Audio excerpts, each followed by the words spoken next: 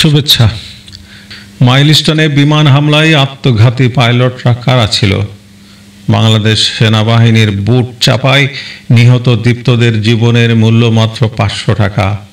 এই দেশে মানুষের মৃত্যু রসিকতা ছাড়া আর কিছুই নয়। এই দেশে মানুষের মৃত্যু রাজনৈতিক নেতাদের স্ট্যান্ডবাজি ছাড়া আর কিছুই নয়।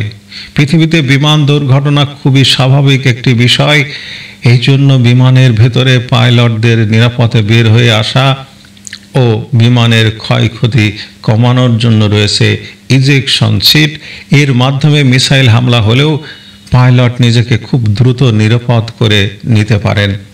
একটি প্রশিক্ষণ বিমানে একজন প্রশিক্ষণার্থী পাইলট ও একজন প্রশিক্ষক পাইলট থাকেন, যেগুলো খুব স্বাভাবিক বিষয়। বিমান চালানো আর বাস চালানো এক বিষয় নয়। বড় আকারের বিমানে 3 থেকে 4 জন পাইলট পর্যন্ত থাকেন বিমানের ইঞ্জিন সিস্টেম ও নেভিগেশনে সহায়তা করার জন্য।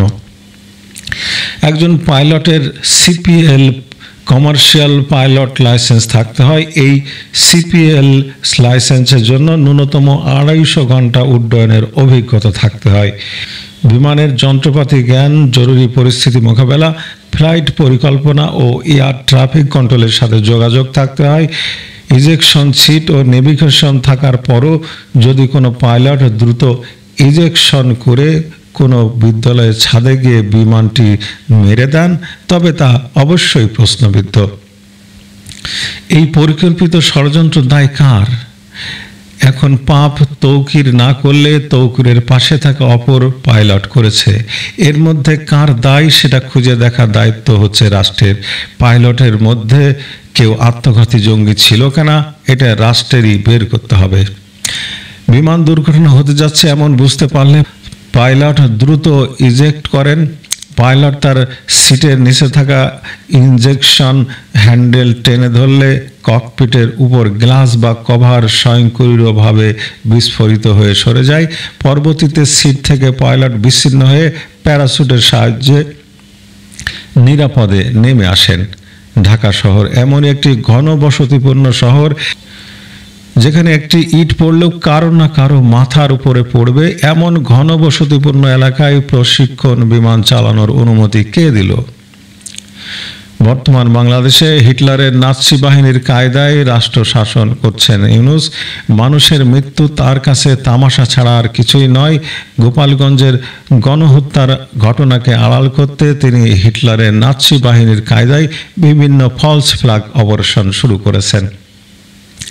হিটলারের নাৎসি বাহিনী যেভাবে রাইক স্ট্যাগ ফায়ার ও পার্লামেন্টে আগুন দিয়ে বিরোধীদের উপর দোষ চাপাতে চেয়েছিল, গোপালগঞ্জের ঘটনা আড়াল করতে সেনা কল্যাণ ভবনে আগুন, জিন্দা অলির ধপাস তত্ত্ব এবং সর্বশেষ বিমান দুর্ঘটনা কোনোটাকেই এড়িয়ে যাওয়ার সুযোগ নেই।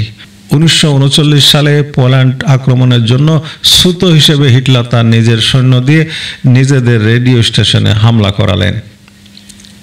গোপালগঞ্জের গণহত্যা, এনসিপির গোপালগঞ্জ লং মার্চে 8 কোটি টাকা খরচ করার পরও ব্যর্থ এনসিপি, পাহাড়ে আদিবাসী নারী ধর্ষণ, হাজার হাজার মব সৃষ্টি করে ম্যাজিস্ট্রেসি পাওয়ার দেওয়ার পরও সেনাবাহিনীর মানুষ হত্যা সহ গত 1 বছরের সেনাবাহিনীর কার্যক্রম বাংলাদেশে পুরোপুরি প্রশ্নবিদ্ধ। বাংলাদেশ সেনাবাহিনীর গত 54 বছরের সেনা কার্যক্রম পর্যবেক্ষণ করে $3.3 মিলিয়ন এই হাতিপালার গ্রহণযোগ্যতা ইতিমধ্যে জনসাধারণের মধ্যে থেকে উঠতে শুরু করেছে। পৃথিবীর প্রায় 25টি দেশে সেনাবাহিনী না থাকার পরও তারা উন্নত জীবনযাপন করছে। আমাদের সার্কভুক্ত মালয়েশিয়া ও ভুটানের সেনাবাহিনীর সাম্রাজ্য নেই বলে তারা অনিরাপদ নয়। কোস্টারিকা, আইসল্যান্ড সেনাবাহিনী ছাড়াই ভালো আছে। সেনাবাহিনীর সাজোয়া যান, ট্যাঙ্ক ও বহর দিয়ে এনসিপি নিরাপত্তা নিয়ে জনমনে ক্ষোভের সৃষ্টি করা হয়েছে। যেহেতু বর্তমান সরকার হিটলারের মতো গদি দখলকারী সরকার, যা সেনাবাহিনী শাসিত সরকার নামে পরিচিত, নিজেদের অপকর্ম আড়াল করতে ফলস ফ্ল্যাগ অপারেশনের মাধ্যমে মাইলস্টোন স্কুলের ভেতরে বিমান হামলার বিষয়টি একদম উড়িয়ে দেওয়া যায় না। তাছাড়া চীন ও আমেরিকার রানের চিপায় পা ঢুকিয়ে ইউনূসের আমেরিকার সাথে অলিখিত চুক্তি জাতিসংঘের অফিস এসব নিয়ে জনমনের তীব্র অসন্তোষ এবং মানুষের দৃষ্টি সরাতে ডেভিল ইউনুস মানুষকে কোটা না মেধা ম্যাটিকুলাস ডিজাইনের মতো বোকা বানাচ্ছে, এতে কোনো সন্দেহই নেই। বিমান দুর্ঘটনায় নিহতদের সংখ্যা 20 জন দেখানো হলেও মাইলস্টোনের শিক্ষার্থীদের মতে নিহতদের সংখ্যা 1.5 শতাধিক। মানুষের মৃত্যুর এই সংখ্যা গোপন ও রাত 2টায় আবার সেনাবাহিনী দিয়ে লাশ সরানোর যেসব তথ্য সোশ্যাল মিডিয়ায় আসছে তা রীতিমতো উদ্বেগজনক। জামাত, এনসিপি সহ বিভিন্ন রাজনৈতিক দলের হাসপাতালে শোডাউন নিয়েও জনমনে ক্ষোভের সৃষ্টি হয়েছে। বিমান দুর্ঘটনা ও তা নিয়ে প্রধান উপদেষ্টার ভাষণ নিয়ে ইতিমধ্যে হাস্যরস সৃষ্টি হয়েছে। তাছাড়া একজন এথিক্যাল হ্যাকারের হামলা সম্পর্কে অগ্রিম তথ্য ও গোয়েন্দা ব্যর্থতা নিয়েও জনমনে অসন্তোষ বিরাজ করছে। জনতার ক্ষোভের পারদ জ্বলে উঠতে পারে যে কোনো সময়। ইউনূসের রাজনৈতিক ক্ষমতা লিপ্সার বলি হচ্ছে বাংলাদেশের সাধারণ জনগণ। বিমানের ব্ল্যাক বক্স নিয়েও কথা হচ্ছে। ভারতে বিমান দুর্ঘটনায় মাত্র 10 ঘন্টার মধ্যে তথ্য আসলেও এখনও বাংলাদেশের বিমান দুর্ঘটনা নিয়ে মানুষের সামনে এসব তথ্য প্রকাশ করা হয়নি। জনগণের কাছে সরকার অনেক কিছুই লুকাচ্ছে, যা রীতিমতো উদ্বেগজনক ও অস্বস্তিকর। এভাবে একটি রাষ্ট্র চলতে পারে না। পশুর চেয়েও মানুষের জীবনের মূল্য এভাবে কমে যেতে পারে না।